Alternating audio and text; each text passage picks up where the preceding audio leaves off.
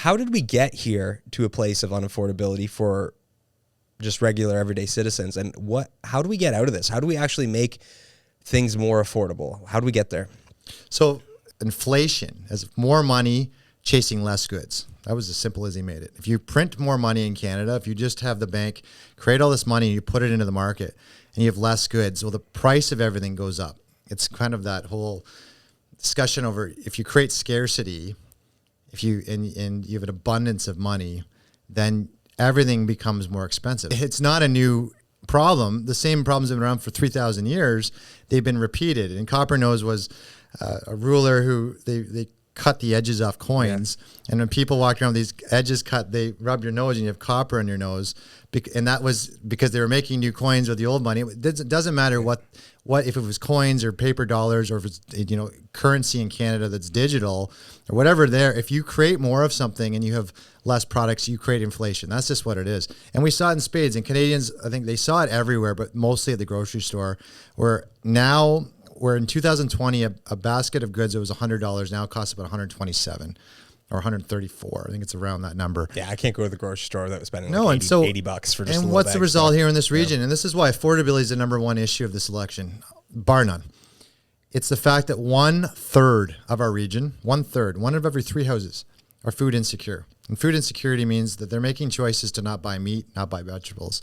And it's terrible. In a country as big as we have it, where we plant 45 million acres of protein fiber, we have food processing in a region. We're a G7 nation, and people are making food choices because they can't afford it. That, to me, is literally the most basic problem that encapsulates what this election's about, but also the failures of this Liberal government. Because the other side of it was the bank governors, including Mark Carney, because he was after he left, because he went to the UK just before 2020, before COVID. But he was also saying in the press that we see deflation. We don't see inflation coming. And Tiff Macklin was the bank governor at that time, saying the same thing. The only one saying the opposite was Pierre Poilievre, saying that if you print more money, this is just how history works. We're going to have massive inflation. And he's on the record in 2021 and 2022 in front of the press saying we're going to have massive, this is when we're seeing 6 to 8% jumps of inflation.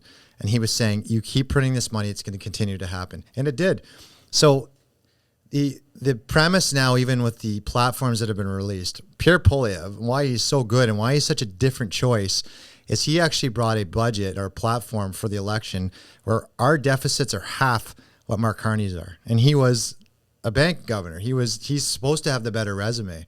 But we actually have platforms where Pierre Poilievre gets that inflation is caused while we spend too much. And what he's done to do that is to cut the waste.